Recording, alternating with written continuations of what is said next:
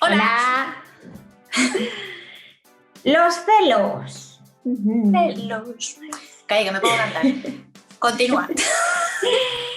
En la infancia lo más habitual es que se originan los celos pues, entre hermanos. Y ya sabemos también cuánto puede influir el orden de nacimiento en ello. Si no, pues tenéis por aquí un vídeo en el que os lo explicamos. Y también podéis leer un artículo en nuestra web. El caso es que, aunque además de entre hermanos, pues también se pueden dar entre primos, amigos, bueno. Y se suele relacionar los celos con un comportamiento difícil del propio niño y que por tanto es culpa suya que lo sienta y que actúa así y no nuestra. Que nosotros no tenemos nada que ver porque lo hacemos perfectamente.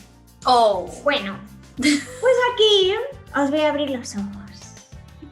Porque los celos son resultado de la percepción que tienen los niños y de sus interpretaciones, que es lo que se conoce pues, como la lógica privada. ¿Y qué es esto? Pues cuando un niño tiene un nuevo hermanito y ve que sus padres inconscientemente prestan más atención y tiempo al pequeño o recién llegado y dejan de lado al mayor, pues ya no comparten el mismo tiempo y atención con el que antes, ya no le hablan de la misma forma, pero sí que lo hacen con el pequeño. Pues lo interpretan como que no pertenecen y ya no es querido.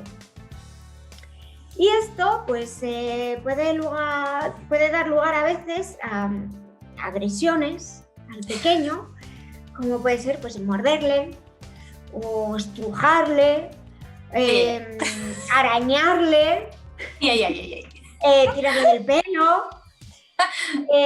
Y también pues, puede crear regresiones en comportamientos o habilidades que ya tenían adquiridas, pues como puede ser el control de esfínteres, la comida, el sueño. ¿Y por qué? Pues porque buscan esa atención y tiempo que un día tuvieron y ya no.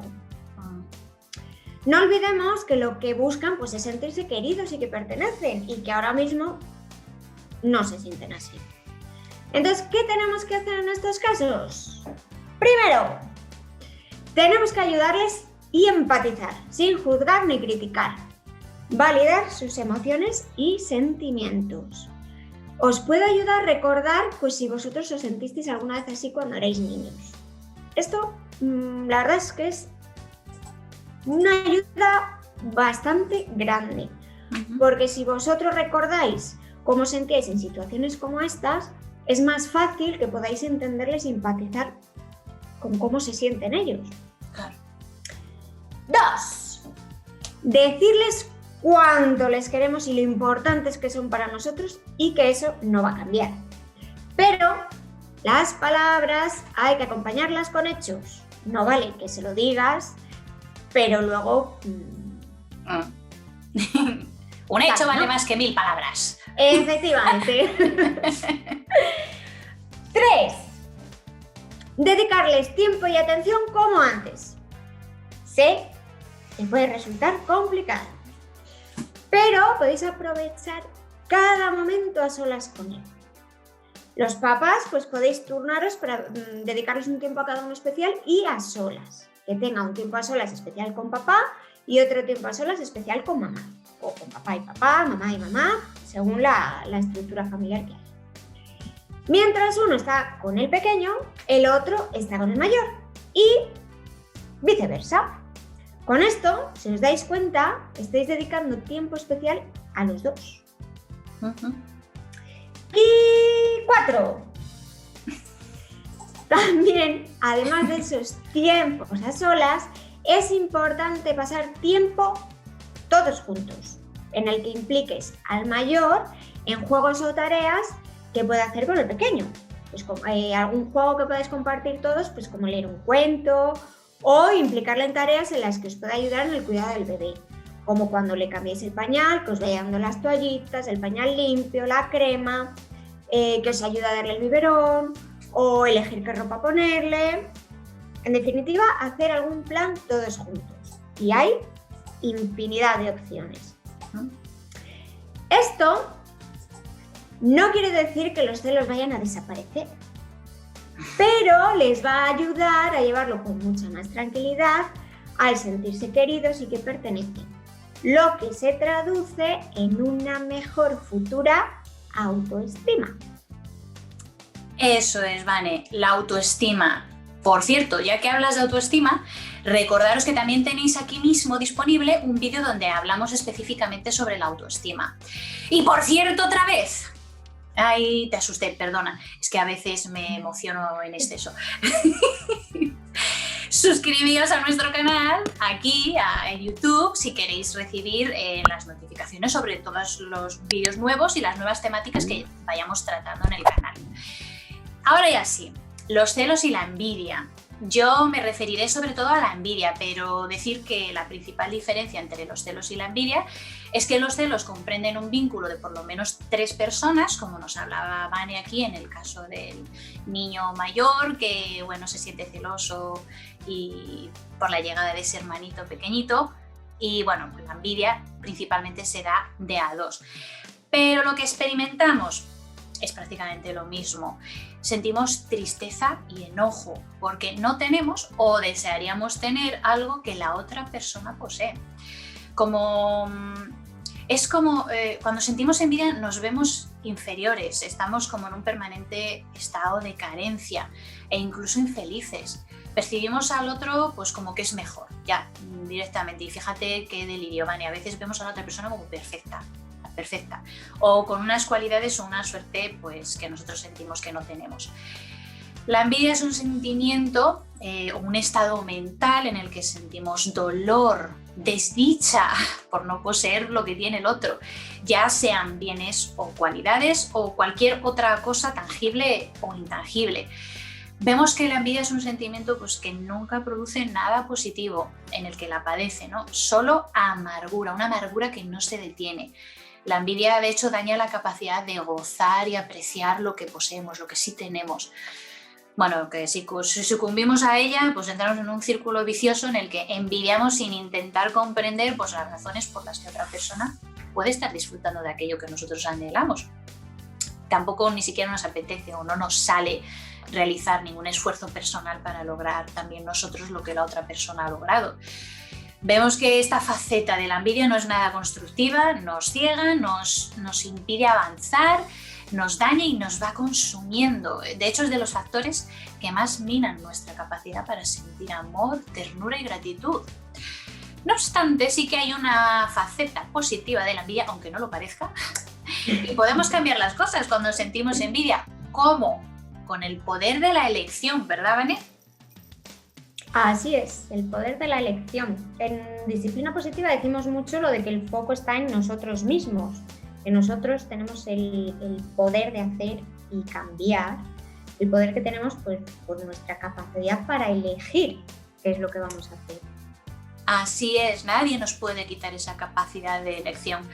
Así que en este caso podemos elegir, y cuando hacemos eso de poner la mirada en el otro, que al fin y al cabo la envidia es no poner el foco en ti, ¿no? Lo estás poniendo en otra persona. Pues en ese momento decidir que nos enfocamos en esa persona no deseando lo que posee, sino admirando sus logros, de modo que nos inspiren a mejorar. La admiración, como vemos entonces, no busca arrebatar al otro lo que posee, cosa que la envidia pues sí trabaja de esa manera, ¿no?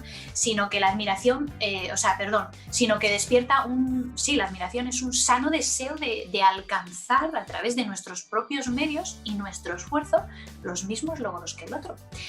Pues esto es muy parecido a lo que hacen los niños con sus ídolos del deporte, por ejemplo, ¿no? Es el tener un modelo de referencia sano, un role model ahí que nos inspire y nos abra el campo de visión y posibilidades para plantearnos objetivos que son o propósitos inherentemente nuestros, legítimamente nuestros, y que a lo mejor no habíamos caído en ellos y no se nos habrían ocurrido si no hubiéramos tenido envidia. Entonces vemos ese aspecto positivo.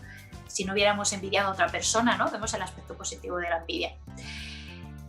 Así que rápidamente os voy a dar unos pasos muy sencillos para transformar esa envidia, que no es más que un resumen de lo que os acabo de contar.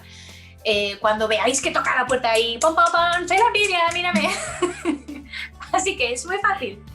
Primero, darnos cuenta de que cuando sentimos envidia de otra persona, suele surgir de nuestros propios sentimientos de inadecuación e ineptitud. O sea, fijaos cómo nos valoramos. Vamos a darnos cuenta de que a veces somos demasiado duros con nosotros mismos, con nosotras mismas. 2. Convierte tu envidia en admiración, esa admiración de la que hemos hablado. Usa tu envidia para generar una meta. De esa admiración saldrán las ganas de ir nosotros a por nuestros propios propósitos. Y por último, pues aprovecha cada vez que te descubras envidiando para dirigir tu mirada al interior y valorar el ser perfecto que ya eres. Sé que esto de que ya somos perfectos hay muchas personas que no lo entendemos todavía muy bien, pero vamos a darnos la oportunidad al menos de darnos nuestro lugar, porque aquí estamos y ya tenemos valor. Solo por eso ya somos valiosos. Y es que por último os recuerdo pues, que las emociones, cuya su función fundamental es la de la adaptación, no nos olvidemos, siempre tienen una intención positiva, siempre. Y la función positiva de los celos y la envidia es ayudar a quien la siente a darse cuenta de que es hora de cultivar la autoestima y la autoconfianza. ¿Qué te parece, Vane? Yo estoy en ello, ¿tú? Yo también. Voy trabajando día a día, que, oye, ya que facilitamos estos conocimientos, este material, nosotras también nos lo tendremos que aplicar a nosotras mismas, no vamos aquí a... Hay que predicar con el ejemplo, se lo decimos también, se lo dices tú también mucho a los papás, ¿verdad? Que son el espejo de los niños. Efectivamente, entonces lo mismo que a vosotros os decimos cómo poder trabajarlo, que sepáis que nosotras también trabajamos, llevamos tiempo trabajándolo y seguimos trabajándolo porque esto es un proceso. Eso es. Es así. Es el camino, lo que importa es el camino, ¿verdad? Efectivamente, no hay emociones buenas ni malas. Existen emociones y es trabajarlas y yo creo que aquí podéis encontrar mucho contenido interesante, tanto aquí en el canal como en nuestras redes sociales, la página web, ¿verdad? Eso es, ohanaeduca.com. Eso es. Y pues por hoy hemos terminado. Si queréis más, ya os lo ha dicho Vane. Así que hasta la próxima. Nos vemos. Nos vemos.